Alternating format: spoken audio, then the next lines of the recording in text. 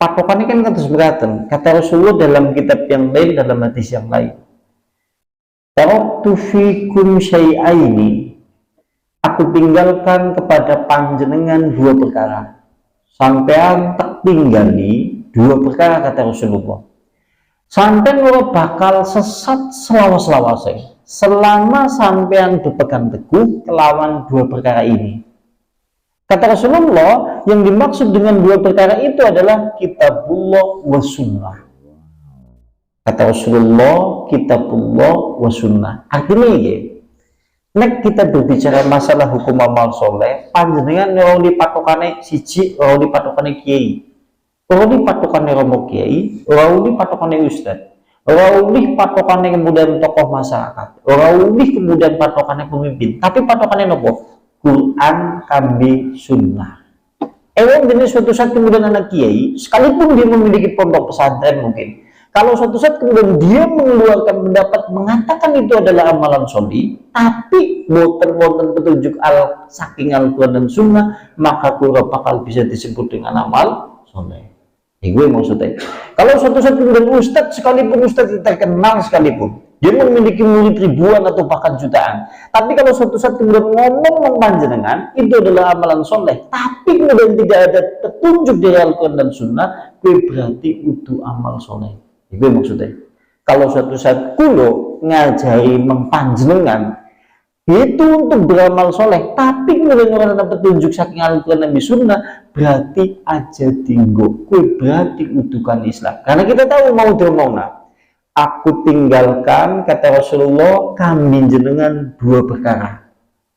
Sing bakal sampean ke kesasar selawas-lawase, yaitu Al-Quran kami Sunnah. La ilaha illallah Muhammadun Rasulullah alaihi salatullah wa alihi wal ahibbah. La ilaha illallah.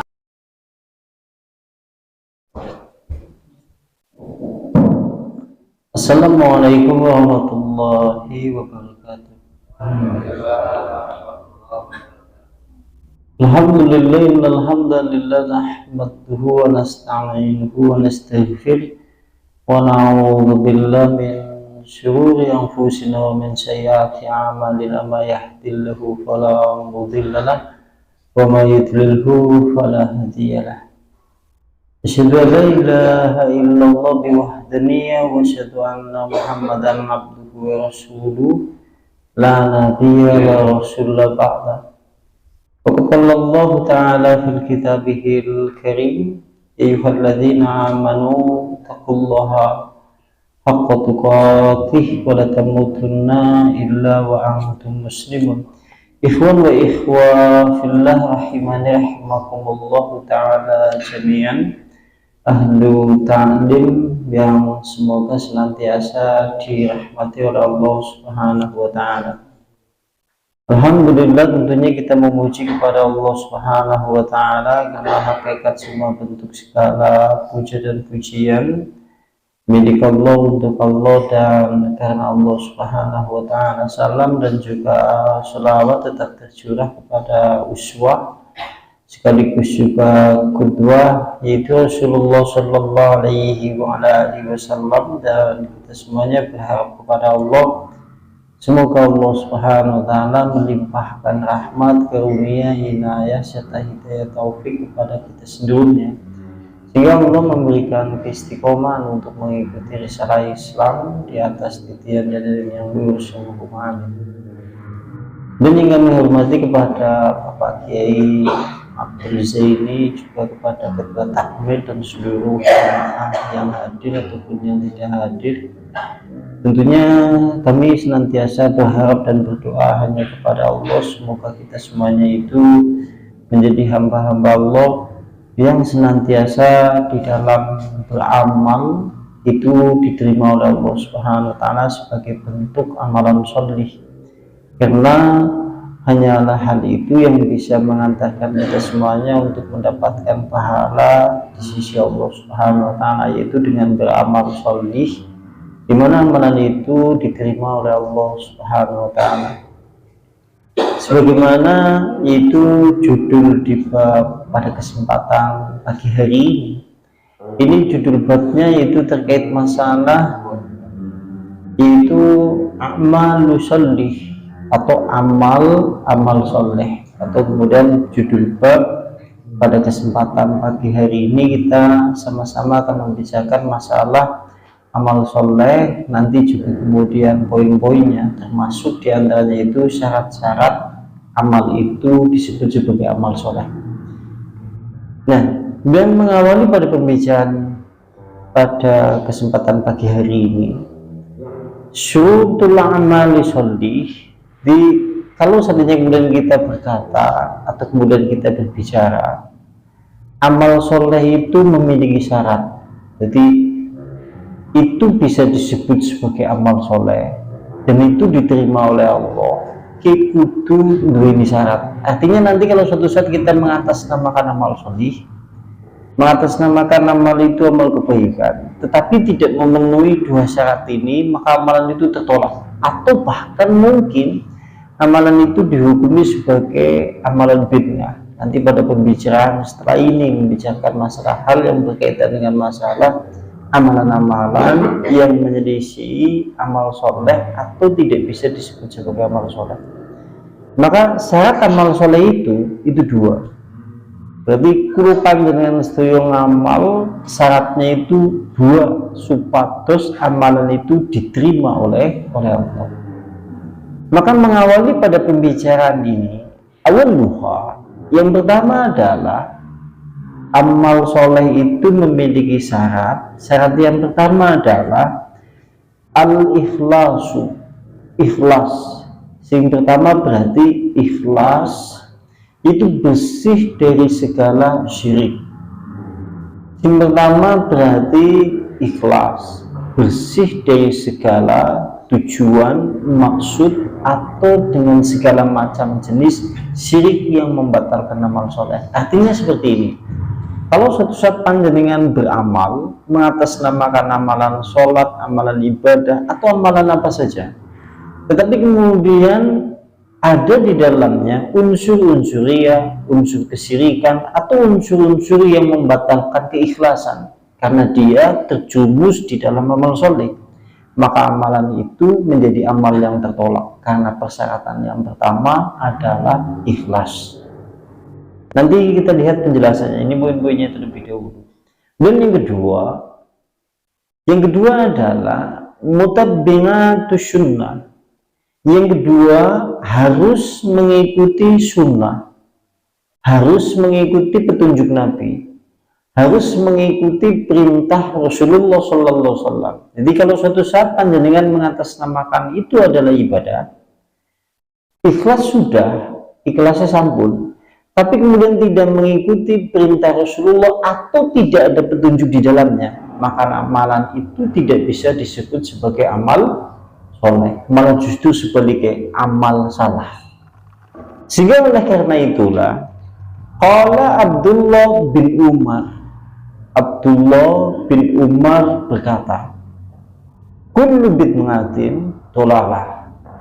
Setiap perbuatan bid'ah, setiap perbuatan yang tidak ada petunjuk dari Nabi, maka itu adalah dhalalah, tersesat. Semua ibadah apa saja, semua amalan apa saja yang notabene itu adalah bid'ah karena tidak ada petunjuk dari Nabi di dalamnya, maka itu menjadi amalan tersesat. Wa innaha annasu hasanatan, sekalipun kemudian manusia melihat itu baik, jadi sekalipun manusia di alam dunia itu menganggap itu baik, tetapi itu adalah amalan yang pada dasarnya tidak dicontohkan oleh Nabi, maka itu tetap dihukumi sebagai amalan yang tersesat. Perkataan Abdullah bin Mas'ud.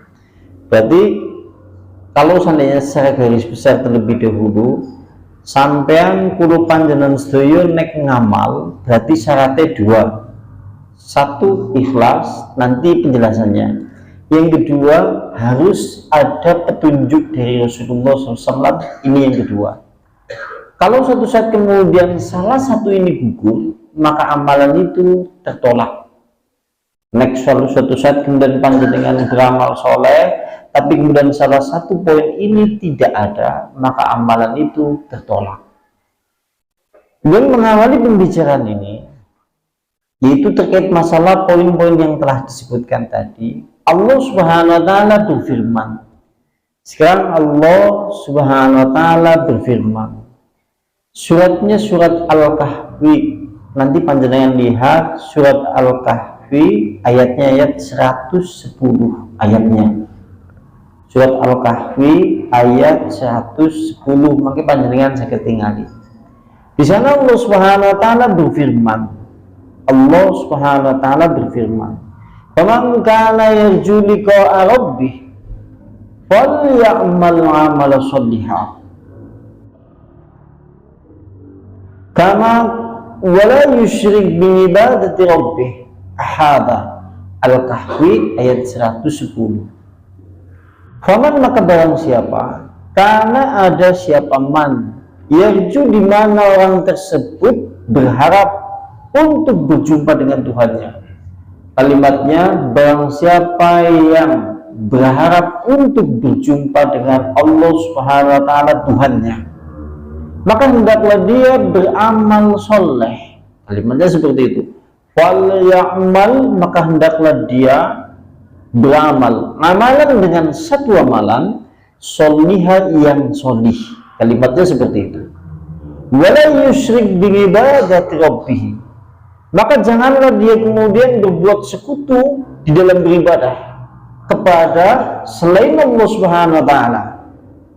Maka janganlah dia berbuat sekutu kepada Tuhannya dengan segala sesuatu apapun, atau kemudian dengan seorang pun. Maka jangan sekali-kali kemudian ia berbuat sekutu. Surat Al-Kahfi ayat 110.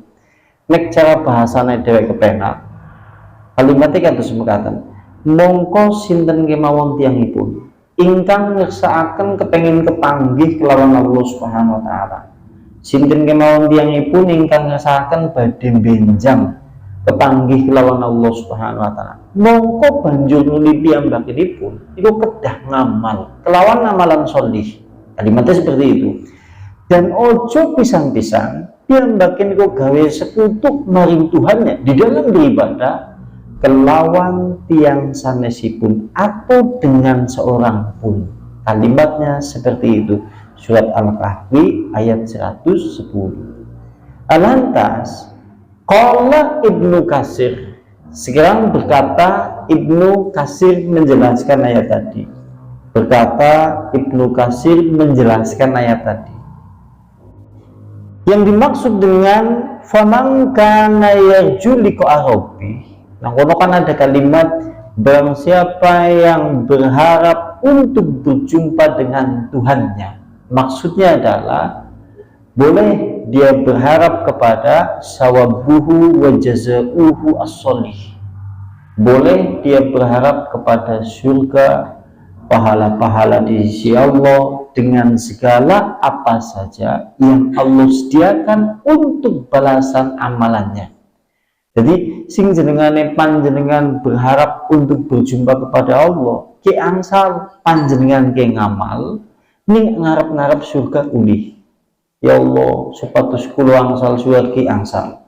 Ya Allah, agar kula kemudian tebi saking neraka angsal. Karena ini bukan termasuk yang dilarang. Karena ini termasuk yaitu kategori yang dibenarkan oleh Allah Subhanahu wa Ta'ala. Dan kalimat berikutnya, fal ya'mal 'amalan sholiha. Di situ ada kalimat fal ya'mal 'amalan sholiha. Mongko banjur nuli piyambakipun ngamal kelawan amalan sholiha kang sholih. Kalimatnya seperti itu. Maka Ibnu Katsir kemudian berkata, maksud kalimat itu adalah makana muwafiqan lisernillah. Maksudnya adalah panjenengan ngamal apa baik sing garep dipun wastani ngamal soleh itu harus sesuai dengan syariat Allah. panjenengan beramal apa saja, itu silakan. Dan itu nanti akan bisa disebut sebagai amal soleh nanti kalau sesuai dengan syariat Allah. Sip. Ya ini wis rampung ngurungi kelana ya.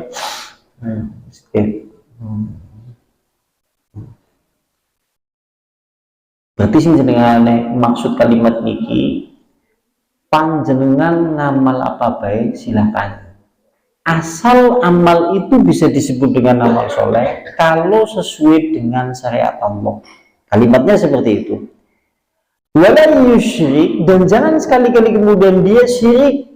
Jangan sekali-kali kemudian dia ria. Jangan sekali-kali kemudian dia berbuat sekutu di dalam beribadah kepada Tuhannya, kepada seorang pun. Nah, nangkono panjenengan garis bawahi kalimatnya. Ki perkataan Ibnu Katsir ya, senes perkataan iku lho. Kata Ibnu Katsir, maka hendaklah dia beramal soleh. Maksudnya adalah dia beramal yaitu yang nyocoki kelawan syariat Allah. Kalau dibahasakan bahasane dewek, ma barang kon kana ono poma mufiqo hale kelawan nyocoki li syar'illah kelawan syariat Allah Subhanahu wa taala. Kalau di bahasa Indonesia kan amalan itu harus sesuai dengan syariat Allah Subhanahu wa taala. Kalimatnya ya. Nah, saya panjenengan kalau melihat kondisi umat Islam di zaman hidup hari ini, panjenengan yang ningali kehidupan umat Islam di zaman kita hidup hari ini, yang notabene di mana banyak mereka seakan-akan penuh dengan amalan-amalan yang notabene mereka menamakan itu amalan-amalan soleh, bahkan itu adalah ibadah, kan kata sebatan.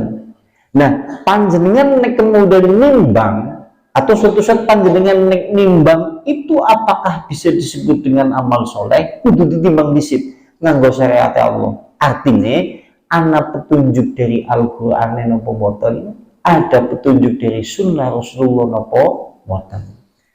Patokannya kan kata Rasulullah dalam kitab yang lain, dalam hadis yang lain, taraktu fikum syai'aini, aku tinggalkan kepada panjenengan dua perkara. Sampean tak tinggali dua perkara, kata Rasulullah. Sampean ora bakal sesat selawas-lawase selama sampean berpegang teguh kelawan dua perkara ini.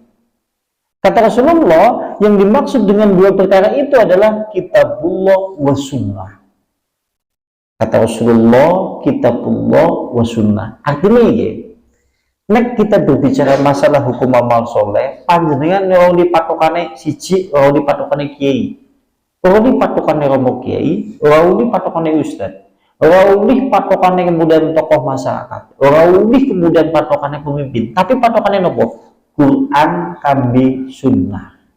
Ewan jenis suatu saat kemudian anak kiai, sekalipun dia memiliki pondok pesantren mungkin, kalau suatu saat kemudian dia mengeluarkan pendapat mengatakan itu adalah amalan sholih, tapi boten petunjuk saking Al-Quran dan Sunnah, maka kurang bakal bisa disebut dengan amal sholih. Ini gue maksudnya. Kalau suatu saat kemudian ustadz sekalipun, ustadz terkenal sekalipun, dia memiliki murid ribuan atau bahkan jutaan, tapi kalau suatu saat kemudian ngomong panjenengan itu adalah amalan soleh, tapi kemudian tidak ada petunjuk dari Al-Quran dan Sunnah, gue berarti itu amal soleh. Itu maksudnya. Kalau suatu saat kulo ngajari mempanjenengan itu untuk beramal soleh, tapi kemudian orang ada petunjuk saking Al-Quran dan Sunnah, berarti aja tinggo, gue berarti utukan Islam. Karena kita tahu mau aku tinggalkan, kata Rasulullah, kami jenengan dua perkara. Sing bakal sampean ke kesasar selawas-lawase, yaitu Al-Quran kami sunnah. Panjenengan nimbang ustadz, nimbang kiai, nimbang romo kiai, atau bahkan nimbang orang-orang yang pulang ngaji, timbangannya loro. Al-Quran kami sunnah. Gue maksudnya gue. Jadi kau bisa anak istilah jere kiai ini begini gue anak. Orang istilah kemudian jere ustadz begini gue anak. Tapi jere Al-Quran, jere sunnah lah nabi.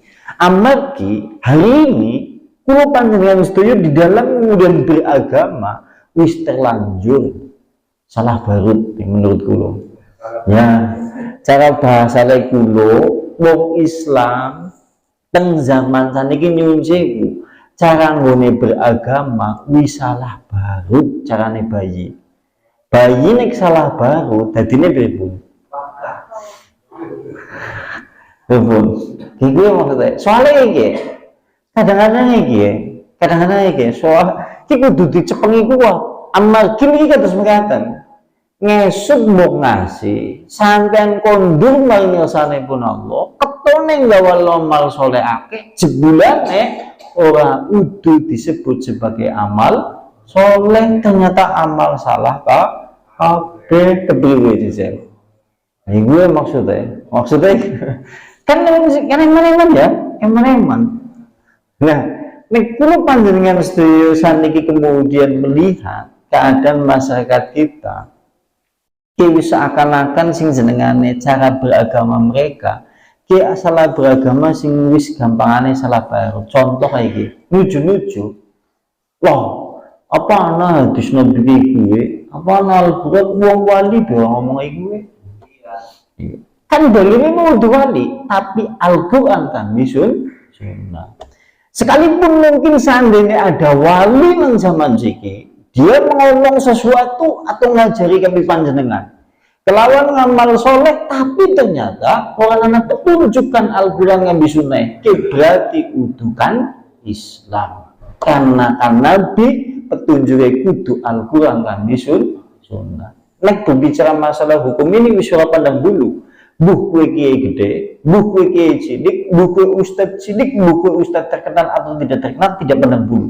Karena kita berbicara masalah Al-Quran kami sunnah. Jadi ini soal alasan mening kayak deneng ki sing murid akeh duwe pondok yo kayak gue. Wah gue.